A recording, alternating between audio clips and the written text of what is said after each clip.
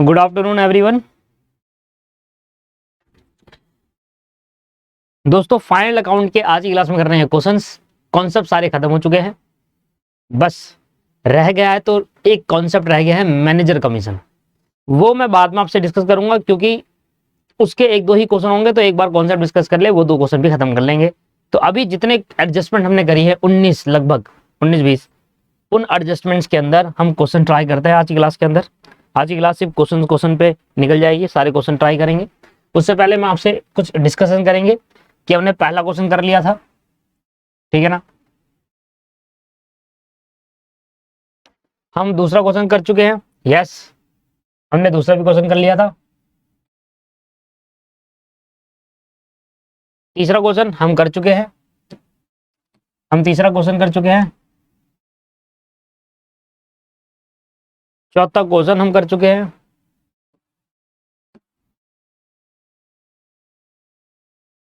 पांचों क्वेश्चन नहीं करा। चलिए आइए पांचों क्वेश्चन देखते हैं। आई थिंक कर लिया है क्या पांचों क्वेश्चन? पांचों क्वेश्चन करना है या कर लिया है? आइए दोस्त, तो मैंने होमवर्क दिया था, ये क्वेश्चन मेरे को याद है, और पांचों क्वेश्चन मैंने नहीं कराया था, होमवर्क दिया था। इस क्वेश्चन को कर रहे हैं, लाइन से करेंगे। अब क्वेश्चन कौन कौन से रह गए हैं उन क्वेश्चन को लाइन से करके खत्म करेंगे।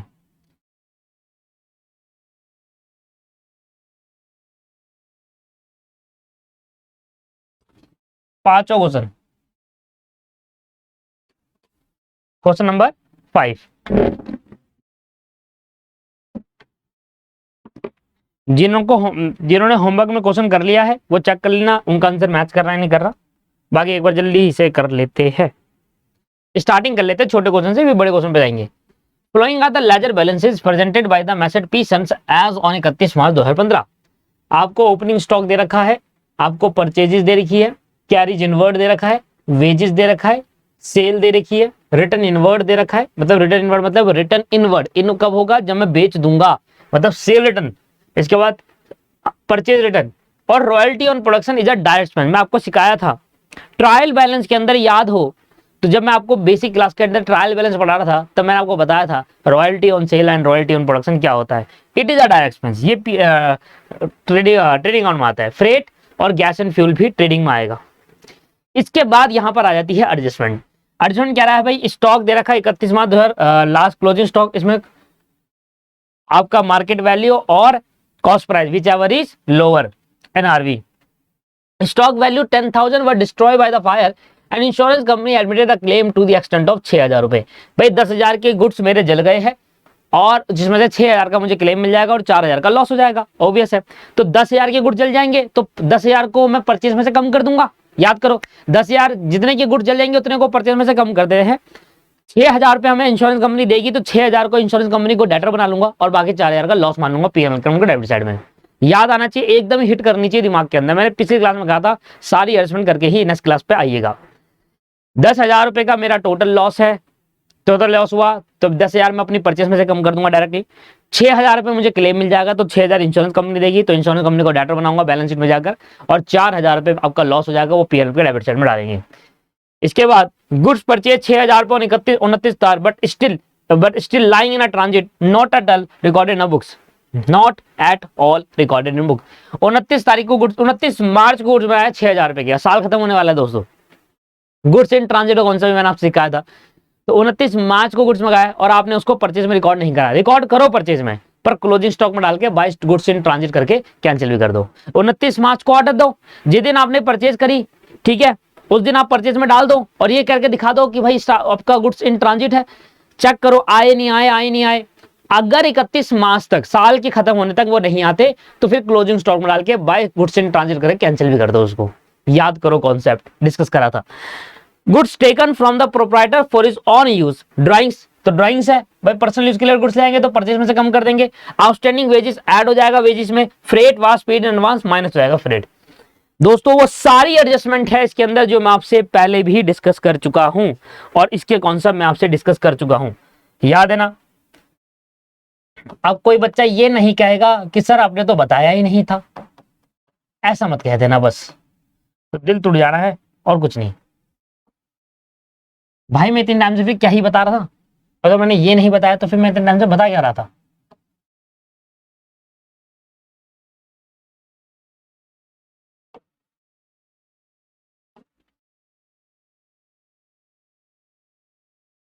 कुछ भी नहीं करना, बड़ा सिंपल सा क्वेश्चन है आपके सामने, एडजस्टमेंट कर देनी है बस सारी की सारी।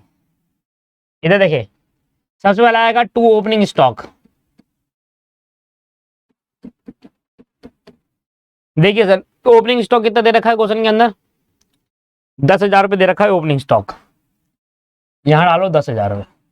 फिर आएगा टू परचेज। अब देखना ये जो टू परचेज है ना, इसको ज्यादा ध्यान से देखिएगा, यहां से बहुत कुछ लेस होगा। पहले देखो आपके यहाँ परचेज कितनी है, 1,60,000 की, और फिर आपका रिटर्न हुआ, परचेज रिटर्न 10,000 रुपये। तो पहले तो मैं यहाँ लिख दूंगा 1,60,000 रुपये का परचेज करा था, जिसमें से 10,000 का रिटर्न कर दिया, ठीक है ना, ये तो यहां से गया। अब एक एक करके माइनस करने हैं, सुनो, माइनस भी करना है ऐड भी करना है। नीचे एडिशन पढ़ेंगे, 10,000 के गुड्स फायर में जल गए, कितने का क्लेम मिला, कितना लॉस हुआ इससे मैटर नहीं करता, 10,000 के गुड्स तो गए ना मेरे। क्लेम मुझे 6,000 का मिला, वो डेटर बना लूंगा, 4,000 नहीं मिला वो लॉस मान लूंगा पीएल में जाकर डेबिट साइड में। पर अभी 10,000 के गुड्स जल गए, नहीं जल गए, जल गए। इसकी दो ट्रीटमेंट आप कर सकते हैं, या तो अब यहां पर क्रेडिट साइड में लिखकर यहीं पर लिख देना by abnormal loss of goods, by abnormal loss of goods. पहले यहां लिखो बाय सेल, और सेल में से लेस कर दो रिटर्न, फिर यहां लिखो by abnormal loss of goods, abnormal loss, loss by fire, है ना, गुड्स के लॉस को यहां दिखाते हैं ना, याद आ रहा है, जब गुड्स का लॉस होगा तो हम कहां दिखाएंगे, यहां दिखाएंगे। तो 10,000 का हमारा गुड्स का लॉस हो गया। और बताओ सेल कितनी है, सेल, सेल यदि 3,00,000 रुपए और रिटर्न है, सेल रिटर्न है 16,000 रुपए, ये 3,00,000 की सेल है और ये 16,000 रुपए सेल रिटर्न है, माइनस करके बाहर लिख दीजिए। 3,00,000 की सेल और 16,000 का रिटर्न, 3,00,000 माइनस 16,000, ये आ गया 2,84,000 रुपए।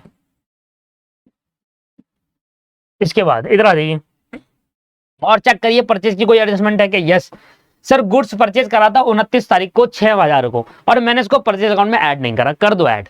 29 तारीख को जिस दिन आप गुड्स परचेज करते हैं उस दिन आप इसको परचेज मान के ऐड कर दो, पर लिख देना still in transit, goods in transit. फिर चेक करना क्या 31 तारीख तक गुड्स हमारे पास आए, नहीं आए तो फिर हटा भी देना क्रेडिट साइड में डालकर।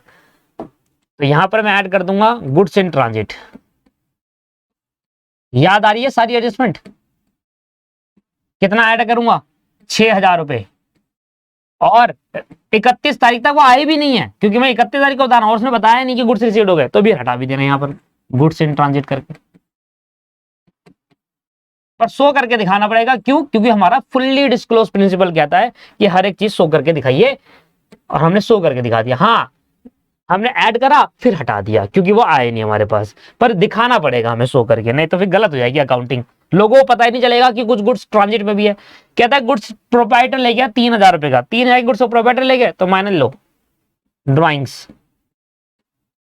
3,000 रुपए यहां से माइनस कर दो, चेक कर लो, अब खत्म हो गया। 1,60,000 माइनस 10,000 माइनस 3,000 प्लस 6,000, ये आ गया 1,53,000, 1,53,000 रुपए। यहां डालेंगे टू वेजेस और इसमें ऐड कर देंगे आउटस्टैंडिंग वेजेस। सर वेजेस कितना है, आउटस्टैंडिंग वेजेस है 4,000 रुपए, और वेजेस आपको दे रखा है 30,000 रुपए, तो 30,000 वेजेस दे रखा है और 4,000 आउटस्टैंडिंग वेजेस दे रखा है, तो ये हो गया 34,000 रुपए। यहां पर आएगा फ्रेट और माइनस कर देंगे प्रीपेड फ्रेट, माइनस कर देंगे प्रीपेड फ्रेट। फ्रेट आया आपके पास, फ्रेट आपको दे रखा है 8,000 रुपए, 8,000 रुपए फ्रेट दे रखा है, और माइनस कर देंगे प्रीपेड फ्रेट, वो आपको नीचे दे रखा है कि एडवांस में दे दिया, प्रीपेड है ना, एडवांस में दे दिया 1,000 रुपए, देखो चेक करो, 1,000 रुपए यहां से माइनस कर देंगे, ये आ जाएगा 7,000 रुपए, ये आ जाएगा 7,000 रुपए, ठीक है जी। फ्रेट आउटस्टैंडिंग वेजेस हो गया, इसकी ट्रांजेक्शन हो गई, इसकी हो गई, इसकी रह गई। क्लोजिंग स्टॉक, मार्केट वैल्यू और cost price whichever is lower, तो उस पर क्लोजिंग स्टॉक शो करते हैं, बाय क्लोजिंग स्टॉक शो करेंगे एनआरवी और cost which ever is lower, lower है कॉस्ट 20,000 रुपए, ये भी एडजस्टमेंट हो गई। इसके बाद यहां पर आ जाओ, कुछ आइटम रह गए जैसे कि royalty on production, it is a direct expense, gas and fuel ये भी डायरेक्ट एक्सपेंस है, तो यहां पर दिखाओ टू रॉयल्टी ऑन प्रोडक्शन,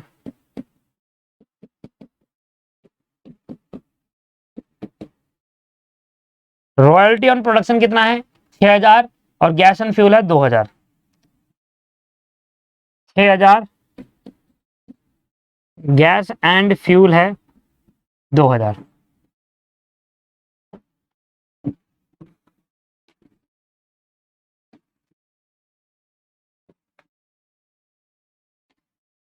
दो लाख 84,000 प्लस 10,000 प्लस 6,000 और प्लस 20,000, ये आ गया 3,20,000।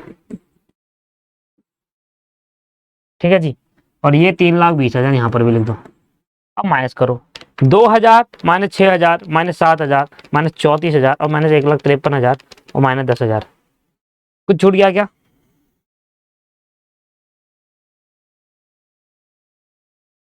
$98 कुछ छूटा है क्या? कुछ छूट गया, छूट गया, छूट गया, छूट गया। कुछ छूट गया, 10,000 कुछ छूट गए हैं।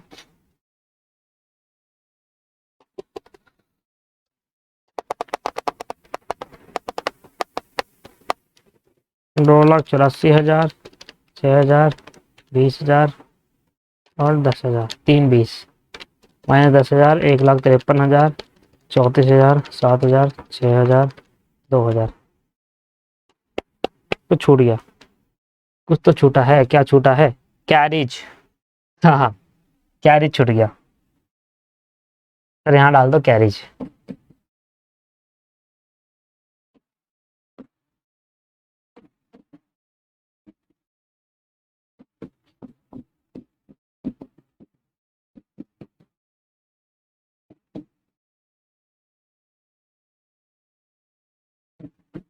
टू ग्रॉस प्रॉफिट अब आ जाएगा,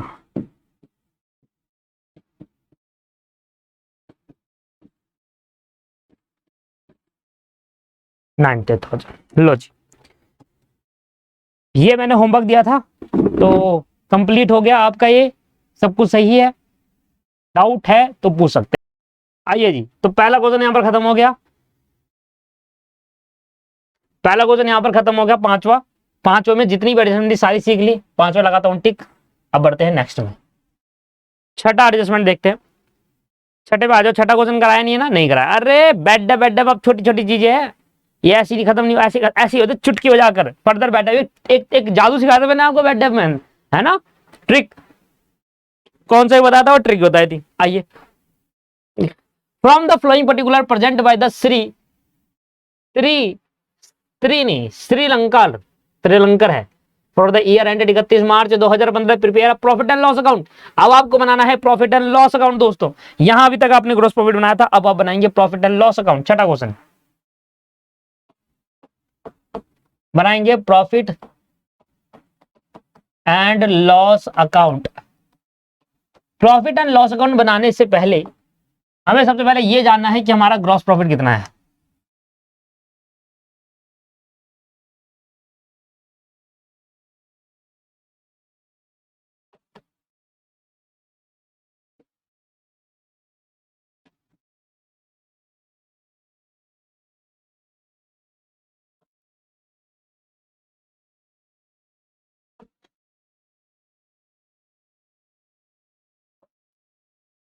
सबसे पहले यहां लिखेंगे बाय ग्रॉस प्रॉफिट, हमें क्वेश्चन में गिवन है प्रॉफिट एंड लॉस स्टार्टिंग होती है या तो ग्रॉस प्रॉफिट या लॉस से, हमें क्वेश्चन में दे रखा है, चेक करो। ग्रॉस प्रॉफिट आपको दे रखा है 1,00,000 रुपए, 1,00,000 रुपए आपका ग्रॉस प्रॉफिट दे रखा है, 1,00,000 रुपए ग्रॉस प्रॉफिट है।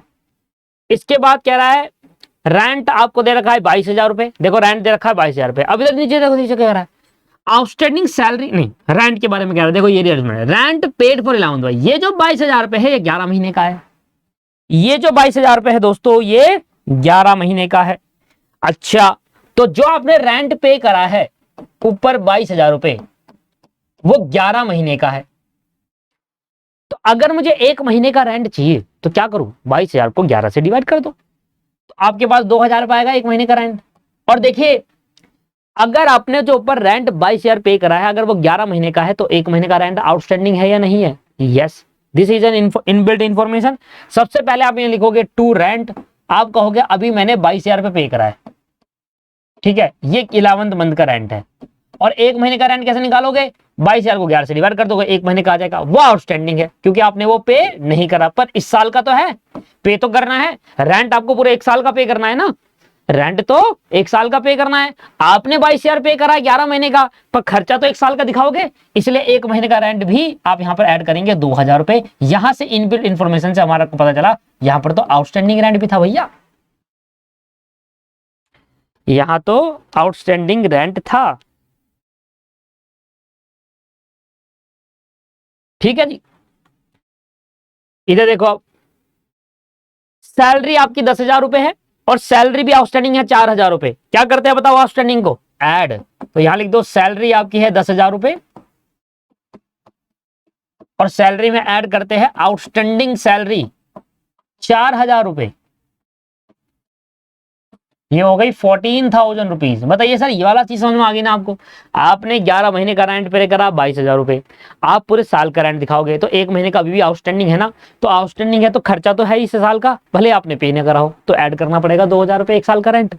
निकालने का तरीका क्या है? 22,000 डिवाइड बाई 11, एक महीने का रेंट। अगला वो कह रहा है जी कमीशन क्रेडिट। अभी क्रेडिट का मतलब है रिसीव्ड, हमें रिसीव्ड हुआ है, क्रेडिट मतलब इनकम। यहीं पर कमीशन डीआर लिखा होता मैं कहता डेबिट मतलब खर्चा, हमने पे करा है कमीशन। अभी कमीशन सीआर है मतलब क्रेडिट रिसीव्ड हुआ है, 12,000 रुपया कमीशन रिसीव्ड हुआ है। पर नीचे देखो कहीं कमीशन के बारे में कुछ बोल रहा है?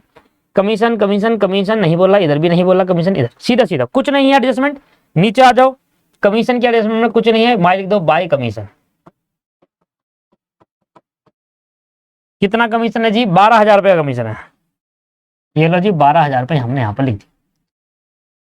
इसके बाद देखो कि इंश्योरेंस आपको दे रखा है, इंश्योरेंस दे रखा है 8,000 रुपए का, और नीचे देखो यहां लिखा है प्रीपेड इंश्योरेंस 2,000 रुपए, मतलब इस 8,000 में 2,000 रुपए एडवांस इंश्योरेंस है, माइनस करना पड़ेगा, इस साल से रिलेट नहीं करता आपका। तो जो आपने इंश्योरेंस पे करा है 8,000 रुपए, उस इंश्योरेंस में अंदर 2,000 रुपए प्रीपेड है। कुछ इंश्योरेंस ऐसा है, कुछ इंश्योरेंस ऐसा है जो आपने एडवांस पे कर दिया, तो हमें तो इसी साल का चाहिए, तो इसका मतलब 6,000 रुपए, 6,000 रुपए। अब आगे इंटरेस्ट फिर दोबारा लिखा है क्रेडिट। अगर इंटरेस्ट डीआर लिखा होता तो पेड, इंटरेस्ट सीआर लिखा है तो रिसीव्ड, इनकम है। इंटरेस्ट के बारे में कह रहा है, देखो interest due but not received, इसका मतलब है इंटरेस्ट कमा लिया पर मिला नहीं। ये 2,000 रुपए इंटरेस्ट कमा लिया था पर मिला नहीं, मतलब 6,000 तो मिल गया, यहां जो है वो मिल गया है, और यहां जो है कमा लिया पर मिला नहीं, तो मतलब टोटल आपने कितना कमाया? 8,000 रुपए। यहां लिखोगे बाय इंटरेस्ट, बाय इंटरेस्ट। आपने ये इंटरेस्ट जो 6,000 रुपए ये तो आपको रिसीव्ड हो गया, आपने कमाया रिसीव्ड हो गया, पर कुछ इंटरेस्ट ऐसा है जो आपको मिला नहीं, आपने कमाया है, एक्रूड इंटरेस्ट कहते हैं उसे। वो इंटरेस्ट जो कमा लिया पर मिला नहीं 2,000 रुपए था, वो ऐड कर देंगे आ जाएगा 8,000 रुपए। टोटल इनकम आपकी 8,000 रुपए की है, जिसमें से 6,000 रिसीव्ड हो गया और बाकी 2,000 रिसीव्ड नहीं हुआ। इसके बाद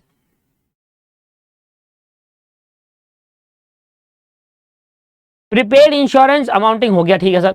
बैड डेब्ट 2,000 रुपए के हैं, बैड डेब्ट 2,000 रुपए के हैं। प्रोविजन फॉर बैड डेब्ट मतलब ओल्ड प्रोविजन दे रखा है आपको, ये ट्रायल बैलेंस वाला बैड डेब्ट दे रखा है, ठीक है जी। अब आपको मैंने क्या सिखाया था? जो ओल्ड प्रोविजन है उसको क्रेडिट साइड में डाल के कैंसिल कर दो, ये सिखाया था।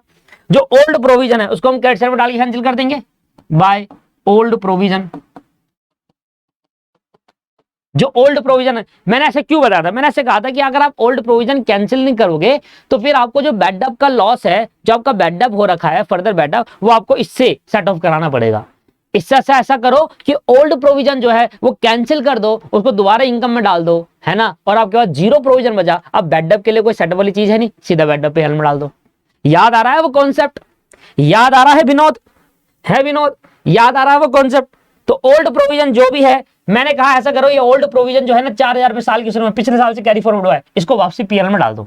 पिछले साल इसका प्रॉफिट में से निकाला था प्रोविजन, अब वापसी पीएल में डाल के प्रॉफिट में बढ़ा दो, ठीक है जी। मैंने ऐसे कर दिया, 4,000 रुपए ओल्ड प्रोविजन कैंसिल कर दिया और प्रॉफिट में बढ़ा दिया। अब विनोद यहां देखो, टू बैड डेब्ट ये देखो विनोद, 2 बेड डब ये 2000 रुपए, पर ये 2000 इस साल का बेड डब तो है ही, साथ में फर्दर बेड डब भी हुआ, ये देखो देखो 2000 फर्दर बेड डब भी हुआ है। तो हमने कहा ये देखो विनोद, 2000 रुपए एक बेड डब पहले से दे रखा है, और फिर और हुआ फर्दर बेड डब। मैंने एक चीज और बताई थी, अगर आपको कहीं बोले 2000 रुपए, सॉरी ये लिख देता हूं पहले, अगर आपको बोले नया प्रोविजन बनाना है तो भाई पुराना प्रोविजन कैंसिल कर दिया, और नए प्रोविजन जो बनाएंगे उसको हम डायरेक्टली पीएनएल के डेबिट साइड में लिख देंगे। नया प्रोविजन तो यहां से बनता है, न्यू प्रोविजन बनाने के लिए प्रॉफिट कम करना होता है, और ओल्ड प्रोविजन अगर आप कैंसिल करोगे तो प्रॉफिट को बढ़ाना पड़ेगा।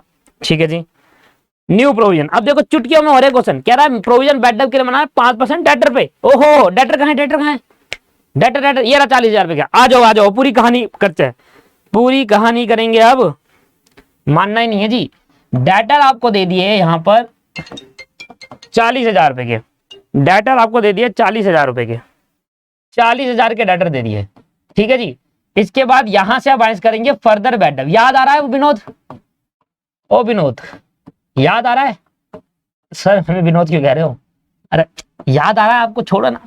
न्यू प्रोविजन बनाना है, न्यू प्रोविजन बनाना है तो हम क्या करेंगे, जो रिमेनिंग बेड डब, इतने तो बेड डब हो ही गए, जो रिंग बचेगा उस पर बनाएंगे न्यू प्रोविजन। 38,000 का 5% ये है 1,900 रुपए, तो 1,900 रुपए का हमारा क्या बनेगा, नया प्रोविजन बनेगा, और 1,900 का बनेगा। उसके बाद 36,100 ये आ जाएगा सर बैलेंस शीट में, है ना? याद आ रहा है? सब याद है, कुछ नहीं भूलो तुम, हम नहीं भूलेंगे। वर्किंग नोट में दिखा दिया, वर्किंग नोट दिखा देना इसके लिए, ठीक है ना? 1,900 रुपए आया, कैसा आया जी? वर्किंग नोट में चले जाओ, वहां से देख लो, हमने वहां करके दिखाया हुआ है। हम एग्जामिनर को ऐसा कहेंगे 5% बनाना था। Debtor commission received in advance, ओ यार दिल टूट गया, इस कमीशन में गलती हो गई भैया, पढ़ाई नहीं आने तक तुमने बताया भी नहीं। कमीशन रिसीव एडवांस हुआ है सर, कुछ कमीशन एडवांस में रिसीव हुआ है, तो मैंने कहा कमीशन आपने को कितना रिसीव्ड हो गया, हमने कहा 12,000 रुपये रिसीव्ड हुआ। ना 12 नहीं, इसमें से पहले हटाओ रिसीव्ड एडवांस, कुछ कमीशन एडवांस में रिसीव्ड हुआ है ना, वो आपकी इनकम इस साल की थोड़ी ना, एडवांस मिल गई आपको, 2,000 रुपये आपको मिला, हटा दो उसको यहाँ से, और बाकी 10,000 रुपये यहाँ पे लिख दो। बस अब क्या है इसमें, बचा क्या है, बचा क्या है जी, क्या बचा है? कुछ नहीं बचा, सिर्फ एक बचा है डेप्रिसिएशन, 10% लगा दो प्लांटर मशीनरी में, 80,000 का 10% होता है, इससे कितना, ओहो ओहो बल्ले बल्ले। ये देखो डिस्काउंट रिसीव 2,000 रुपये है, शावा शावा, डिस्काउंट रिसीव्ड 2,000 रुपये। विनोद देख रहा है विनोद, ये देखो 10%, 80,000 का 10%, 80,000 तेरा घर जाएगा इसमें, 10% कितना हो गया, 8,000 रुपये।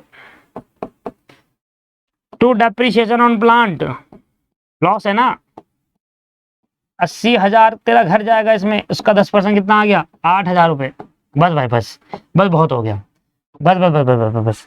टू नेट प्रॉफिट निकोल, खत्म करो, आंसर मैच करो, इस बार कोई चीज नहीं छूटी मेरे हिसाब से। सत्य जी कर दो, खत्म कर दो भैया।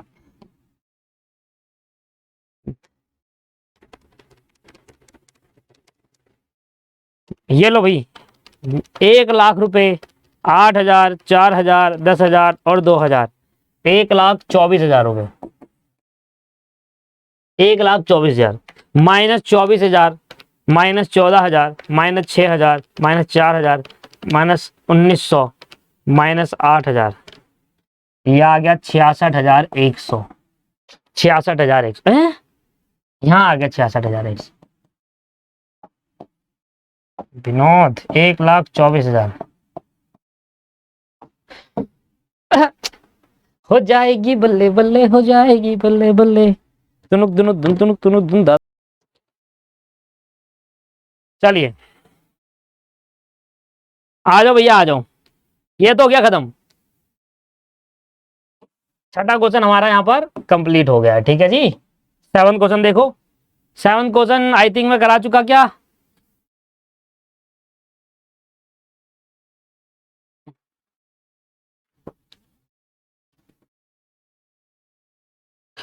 7 क्वेश्चन बनानी है बैलेंस शीट।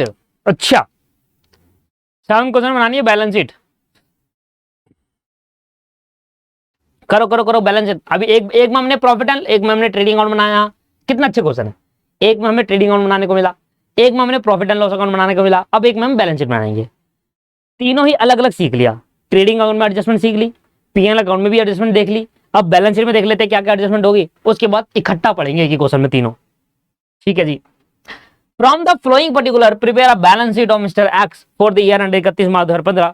कैपिटल आपको 2 लाख रुपए की दे रखी है, ड्राइंग्स आपको 40,000 के दे रखे हैं, कैश इन हैंड दे रखा है 15,000 रुपए का, लोन दे रखा है बैंक से 40,000 रुपए के, क्रेडिटर 40,000 के, बिल पेबल 20,000 का, बैंक ओवरड्राफ्ट 20,000 की, गुडविल दे रखी है, debtor, land and building, plant and machinery, investment, ये सारी एसेट्स है, 10,000 बिल बीआर एसेट है, कैश एट बैंक एसेट है।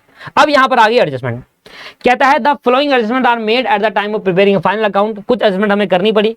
अच्छा, ये जो एडजस्टमेंट दे रखी है ये हम ट्रेडिंग और पीएनएल में कर चुके हैं, और उसके बाद हमें नेट प्रॉफिट भी गिवन है। The net profit for the year amounting 96,000 after considering all above adjustment. मतलब जो ऊपर की एडजस्टमेंट दे रखी है ये ट्रेडिंग अकाउंट में और पीएनएल अकाउंट में डल चुकी है जहां जानी थी। उसके बाद हमने नेट प्रॉफिट निकाला, तो नेट प्रॉफिट 96,000 आया है, ये हमें करके दे दिया इन्होंने, हमें नहीं करना पड़ा, हमें करके दे दिया 96,000 रुपए। बस नेट प्रॉफिट को लेकर अब सारी एडजस्टमेंट जो बची है रिमेनिंग बैलेंस शीट वाली वो कर दो आप। आ जाओ जी, बनाएंगे बैलेंस शीट।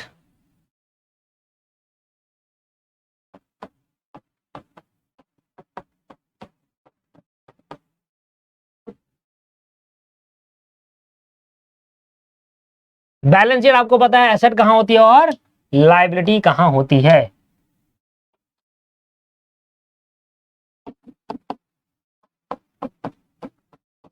एसेट्स अमाउंट,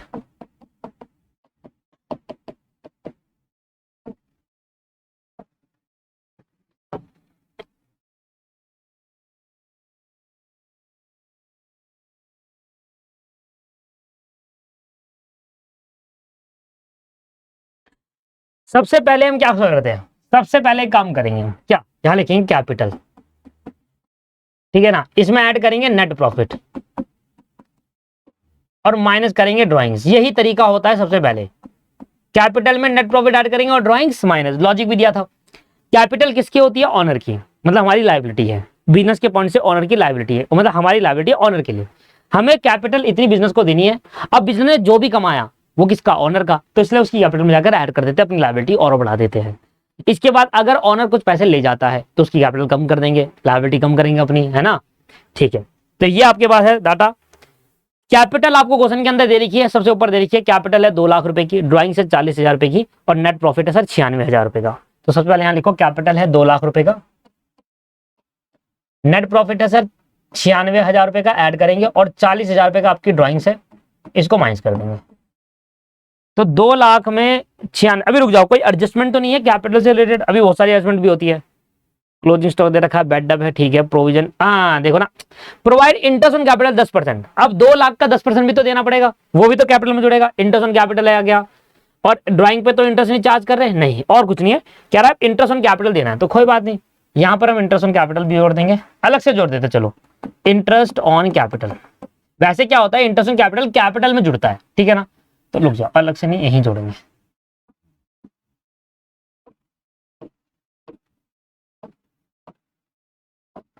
चालीस हजार ड्राइंग माइनस करेंगे और इंटरेस्ट ऑन कैपिटल यहां पर ऐड कर देंगे, जो कि 10% है 2 लाख का। 2 लाख का 10% कितना हो गया, एट द रेट 10%, 20,000।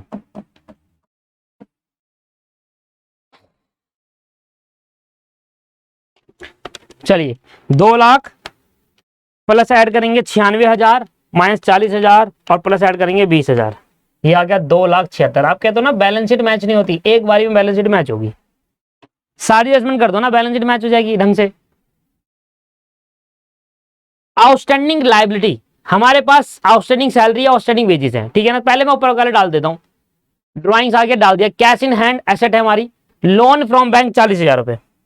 आ जाओ लायबिलिटी सेट पूरी करते हैं, लोन फ्रॉम बैंक। पहले ये चेक कर लो, जो लोन फ्रॉम बैंक है इसमें कोई ऐसा इंटरेस्ट तो नहीं है जो आउटस्टैंडिंग इंटरेस्ट हो, नहीं तो उस पर जुड़ता है। लोन फ्रॉम, देखो यहाँ पर interest on bank order, interest on bank loan 6,000 रुपए पे नहीं करा, तो मेरे पे लोन जो था बैंक का वो तो देना था मुझे 40,000 रुपए, और मुझे 6,000 रुपए भी इंटरेस्ट और देना है, इंटरेस्ट जो बन रहा है वो 6,000 बन रहा है, जो कि मैंने नहीं दिया।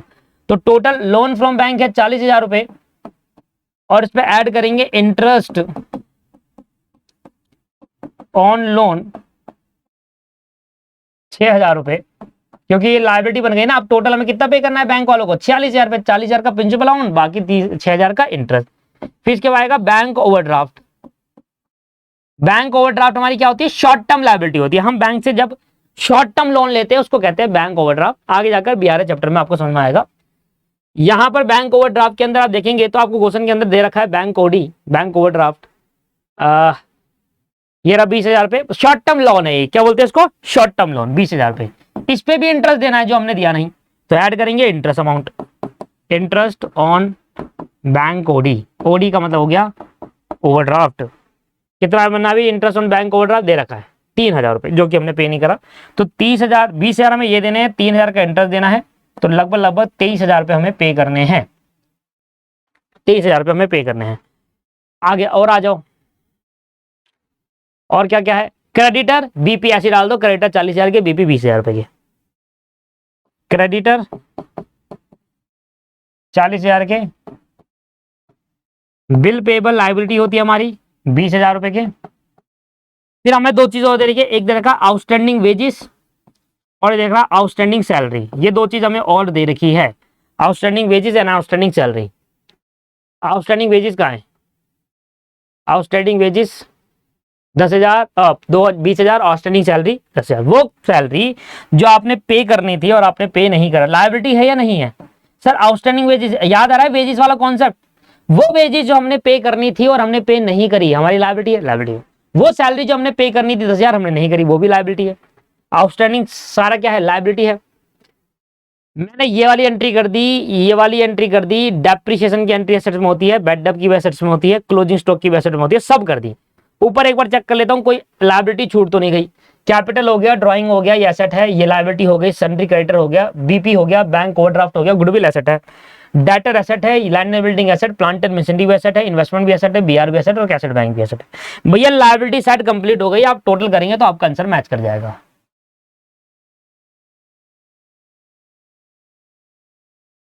लायबिलिटी साइड मैच हो गई है, टोटल करके देखेंगे आंसर मैच कर जाएगा, मतलब बैलेंस शीट एक साइड से आ जाएगी। आप कितना आ गया जी, 2,76,000 रुपए प्लस 46,000 रुपए प्लस 23,000 रुपए प्लस 40,000 रुपए प्लस 20,000 प्लस 20,000 और प्लस 10,000, ये आ गया जी 4,35,000 रुपए, 4,35,000।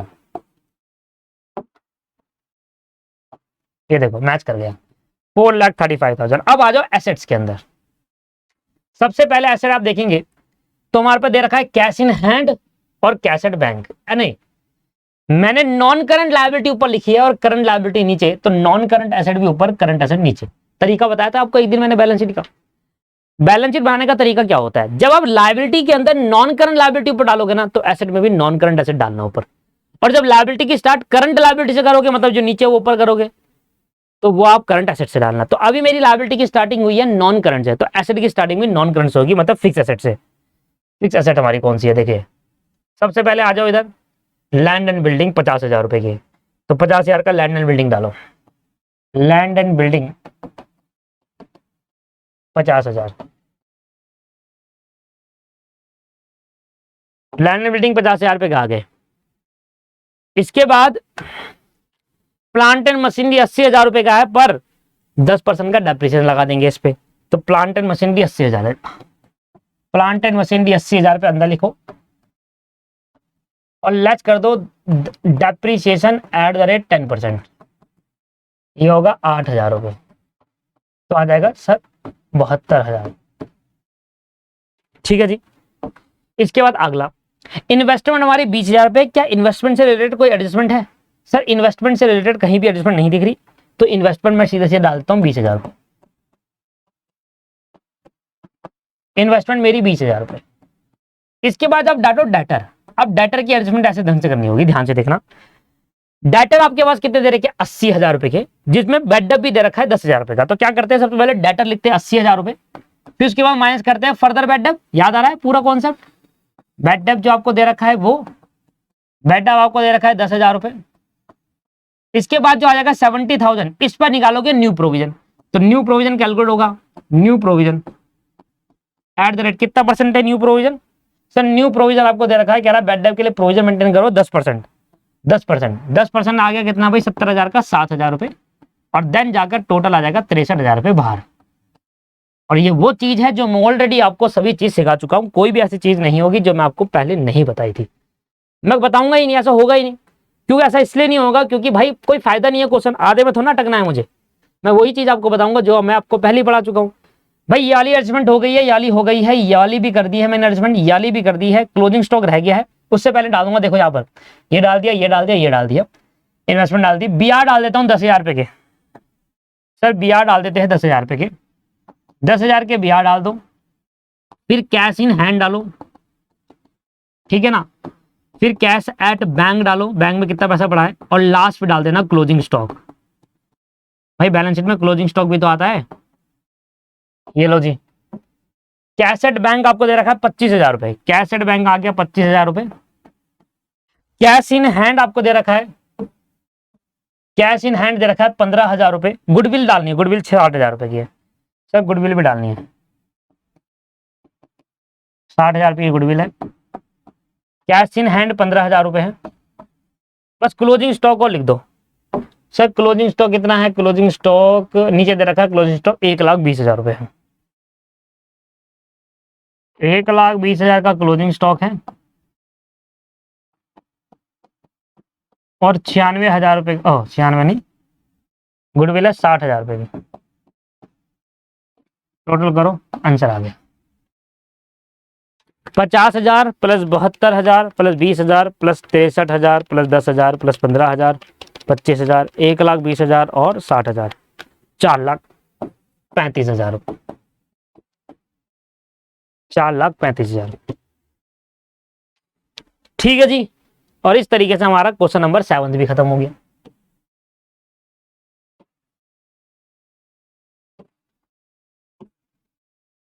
अब क्वेश्चन नंबर 8 में आपको करा चुका हूं, ये वाला क्वेश्चन मैं आपको करा चुका हूं पहले, हाँ 8 क्वेश्चन मैं आपको करा चुका हूं, सिंपल क्वेश्चन है, सिंपल क्वेश्चन सारे करा दिए थे पहले, 8वां क्वेश्चन करा चुका, 9वां क्वेश्चन आ जाओ, 9वां क्वेश्चन भी आई थिंक करा दिया गया, एडजस्टमेंट से पता चल जाएगा एडजस्टमेंट, हाँ हाँ करा दिया था 9वां क्वेश्चन। 9th क्वेश्चन मैं आपको करा चुका था, एक क्वेश्चन मैंने आपको पहले कराया था बीच में, याद है, जिसमें मैंने बेड डेप्थ की एडजस्टमेंट स्टार्ट करने से पहले एक क्वेश्चन कराया था, क्योंकि इस वाले क्वेश्चन यही अकेला क्वेश्चन था जिसमें बेड डेप्थ की एडजस्टमेंट थी नहीं, इस क्वेश्चन में बेड डेप्थ वाली एडजस्टमेंट थी, तो मैंने पहले डिस्कस कर लिया था आपके साथ ये वाला क्वेश्चन, और मैच भी कर दिया था आई थिंक, हाँ। अब हमारे पास बच गया 10वां क्वेश्चन, सर 10वां क्वेश्चन बच गया हमारे पास, बेसिक है, 11वां क्वेश्चन है, दिख रहा है आपको, और कोई क्वेश्चन है छोटे वाले, अब सारे बड़े बड़े हैं,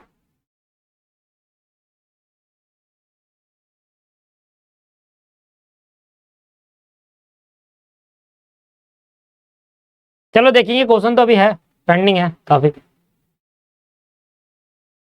10वां देखो, 10वें में कितनी एडजस्टमेंट दे रखी है आपको, ओह छोटी एडजस्टमेंट है, आप सारे क्वेश्चन आप कर लाओगे सर,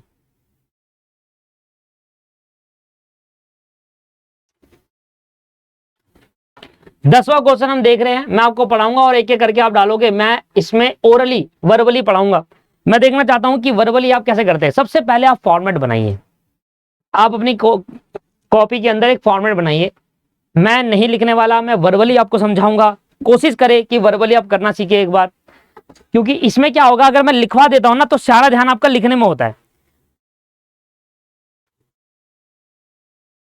मैं लिखवा देता हूं ना तो सारा ध्यान आपका लिखने में होता है भाई, समझ रहे हो आप, एक बार लिखवाने से कर कर देखना, और एक बार मैं जब वर्बली आपको ओरली में आपको बताऊंगा क्वेश्चन, तो आप कब करके देखिए, तो आपको ध्यान देखेंगे तो दोनों में डिफरेंस ये रहेगा कि जब मैं ओरली आपको क्वेश्चन को बता रहा हूं ना तो आपको ज्यादा समझ में आएगा, क्योंकि आपका ध्यान पूरा पूरा वहां है, नहीं तो छूट जाएगा। आइए ये वाला क्वेश्चन हम ओरली पढ़ेंगे, और ओरली पढ़कर आप उसको लिखेंगे। सबसे पहले आप फॉर्मूला आइए, ऊपर एक फॉर्मूला बनाइए, trading and profit and loss account, एक बड़ा फॉर्मूला बनाना पूरे एक पेज का, फिर अगले वाले पेज में बनाना बैलेंस शीट का फॉर्मेट बनाकर तैयार कर दो, आप फॉर्मेट बनाकर आप तैयार कर दीजिए, ठीक है ना। फिर एक एक करके मैं स्टार्ट करवा रहा हूं, ठीक है, एक एक करके स्टार्ट कर रहे हैं, फॉर्मेट बनाए तैयार करो, स्टार्ट कर रहे हैं। फिर